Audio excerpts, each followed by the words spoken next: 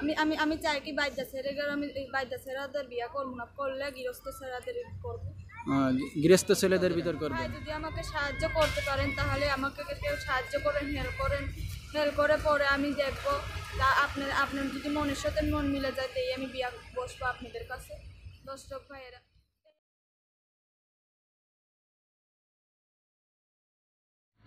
প্রিয় সম্মানিত দর্শক, দেশ দেশের বাইরে যে যেখান থেকে আমাদের এই অনুষ্ঠানটি দেখছেন, সবাইকে জানাচ্ছি আমি মোহাম্মদ রনি খান, RSTV বাংলা থেকে সালাম ও শুভেচ্ছা। তো দর্শক, আজ পরিচয় করিয়ে দেব আপনাদেরই জানাশোনা এক সুন্দরী মেয়ে। তো এর আগেও একটি প্রতিবেদন করেছিল আমাদের ইউটিউব চ্যানেলে। চলুন আমরা তার সাথে পরিচয় হয়ে নিই। আপু, আসসালামু আলাইকুম। কেমন আছেন আপু? ভালো আছেন না? একটু জোরে কথা বলবে না? তো আচ্ছা আপু, আপনার নামটা যেন কি বললেন? অঞ্জলি। তো অঞ্জলি, আচ্ছা দর্শক, আজকে আমরা পরিচয় হয়েছি অঞ্জলির সাথে। তো এর আগেও একটি প্রতিবেদন করেছিল সে। তো চলুন আমরা কথা না বাড়িয়ে তার সাথে পরিচয় হয়নি। অঞ্জলি আপুর সাথে তো আমরা পরিচয় হয়েছি। আচ্ছা আপু, আপনি তো আগে একটা প্রতিবেদন করেছিলেন, তো আজকে আবার আসছেন কি উদ্দেশ্যে? আজকে আগে একটা করছিলাম ভাই, কেউ তো সাহায্য করি নাই। আজকে এই ভাইটার জন্য অনেক কষ্ট হচ্ছে। ভাইটা তাড়াতাড়ি ডাক্তার বলছে অপারেশন করাইতে হইব, অনেক টাকার প্রয়োজন, কিন্তু আজকে তার জন্য সেই উদ্দেশ্যে আসছি। আগে একটা করছি, কেউ সাহায্য করি নাই। তারা খালি মাগনা শুধাই কথা বলে দেয়, খালি বলে বিয়া করবি। এখন আমি বিয়ে শাদি বসতে চাই না, আগে আমার ভাইয়ের যান বাঁচাতে চাই, পরে আমি বিয়া বসতে চাই।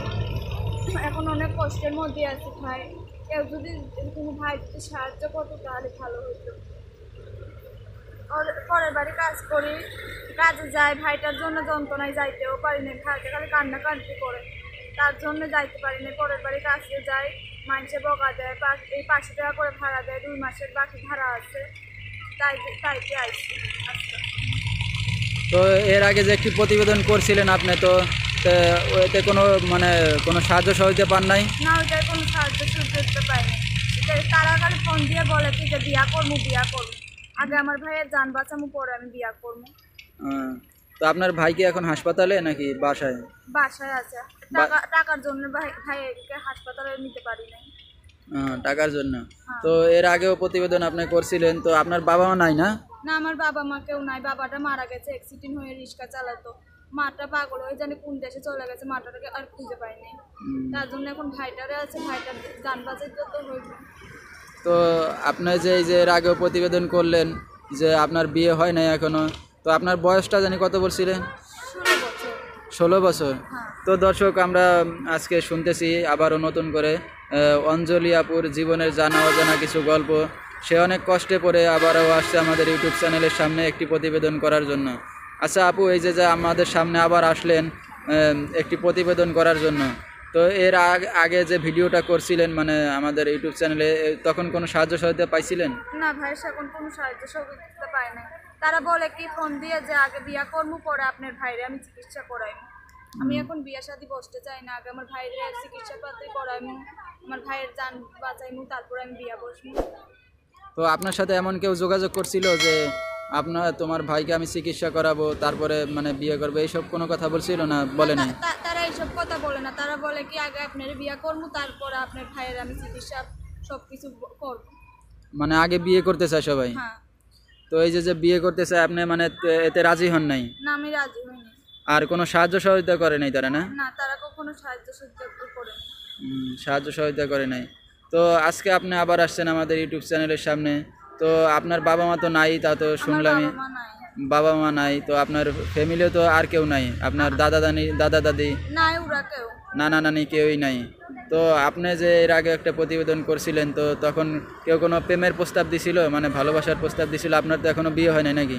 না, বিয়ে হয়নি। হ্যাঁ, দেয় তো, অনেক মানুষই প্রেমের প্রস্তাব দেয়, ভালোবাসার প্রস্তাব দেয়, কিন্তু তারা বলে কি যে তোমার এই বিয়া করমু, এই ভালোবাসবো, এই সাথে নিয়ে যাইমু, পরে তোমার ভাইয়ের চিকিৎসা করাইমু। মানে সবাই মুখে মুখে বলে, মানে কেউ সাহায্য করে না আর কি। তো দর্শক, শুনতেই পারলেন এই আপুটার যে কষ্টের কিছু কথা। ভাইটার জন্য পরের বাড়ির কাজেও যাইতে পারি না, অনেক কষ্ট। ভাইটা খালি কান্না করে যে আপু আমার পেট ব্যথা করে, আমাকে হসপিটালে নিয়ে যাও। সমস্যাটা কি? তাকে কি চিকিৎসা করাইছেন? তারা ডাক্তারে বলছে কি তার পেটের মধ্যে কিডনির গুড়ায় পাথর হয়েছে। পাথর হয়েছে না? তার বয়স কত? তার বয়স এখন 5 বছর। 5 বছর, তা তো অনেক ছোট মানে বাচ্চা বললেই চলে এখনো।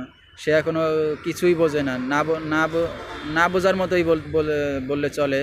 তো দর্শক, তার ভাইটা অনেক অনেক মানে ছোট, যার কারণে সে চিকিৎসার জন্য মানে ইউটিউবের সামনে এসে দাঁড়িয়েছে, আমাদের চ্যানেলের সামনে, যে একটি প্রতিবেদন করলে তাকে যদি কেউ কোনো সাহায্য সহযোগিতা করে তাহলে তার অনেক অনেক উপকার হয়। তো দর্শক, আমরা অনেকের কাছে জিজ্ঞেস করেছি এখানকার তার ভাইয়ের বিষয়ে। আসলেই সে এতিম একটি মেয়ে, অনেক কষ্টে দিন যাপন করতেছে, একা একা একটা রুম নিয়ে ভাড়া নিয়ে থাকে। তার দাদা দাদি বা আত্মীয় স্বজন এমন কেউ নাই যে তার পাশে এসে দাঁড়াবে। আর তার ভাইটার কারণে মানে সে কাজও ঠিকমতো করতে পারতেছে না। আচ্ছা, তো আপু, আপনি তো বাসা বাড়িতে কাজ করেন না? হ্যাঁ, বাসা বাড়িতে কাজ করি, মানুষদের বাড়িতে কাজ করি, কাপড় ধুয়ে দেয়, হাঁড়ি কুড়ি মাইজা দেয়, রান্না বাড়া কইরা দেয়। এইসব কাজ করেন আর কি? হ্যাঁ। মানে হাতের কাজ কিছু জানেন আপনি? হ্যাঁ, জানি, হাতের কাজ জানতাম। ভাইয়ের জন্য সেলাই মেশিনটা ছিল, বিক্রি করে ফেলছি। ওই টাকা দিয়ে ভাইয়ের ওষুধ কিনে খাওয়াতাম, এখন টাকা সব ফুরাইয়া গেছে। তাইতে এখন ভাইটার জন্য ওষুধ কিনবার পারতাছি না টাকার জন্য। মানে সেলাই মেশিন বিক্রি করে আপনার ভাইটাকে চিকিৎসা করাইছেন? হ্যাঁ। তো এখন আপনার সংসার মানে এইভাবেই চলতেছে নাকি? হ্যাঁ, এখন এইভাবেই চলতেছে। পরের বাড়ি কাজ যায়, কখনো ভাত দেয়, কখনো তারা এই 150 টাকা দেয়, কখনো 200 টাকা পায়, এইভাবে চলতেছে। তো আপনার আমরা যতদূর জানি যে বেদেপল্লীতে যারা থাকে তারা মানে অল্প বয়সে বিয়ে হয়ে যায়। তো আপনার বয়স কত বলেন? 16 বছর। 16 বছর, তো আপনি এখনো বিয়ে করেন নাই কেন? বেদে পরিবার থেকে কেউ মানে বিয়ের প্রস্তাব দেয় না আপনাকে? হ্যাঁ, বিয়ের প্রস্তাব দিছে, আমি বসি নাই, বলছি কি আমার ভাইটা এরকম টাকার প্রয়োজন, আমাকে আমাকে আমাকে আপনি বিয়ে করবেন, আমার ভাইটাকে জান বাঁচাইতে হইব না। তারা বলে কি যে এই বিয়ার পরে জান বাঁচাইতে, আমার তো ভাইটার জান বাঁচাইতে হইব, তাই এই কারণে আমি বিয়ে বসি। মানে বেদে পরিবার থেকে অনেকে মানে বিয়ের প্রস্তাব দিছে আপনাকে? তারা কি আগে বিয়ে করতে চায় নাকি? না, তারা আগে বিয়ে করতে চাই।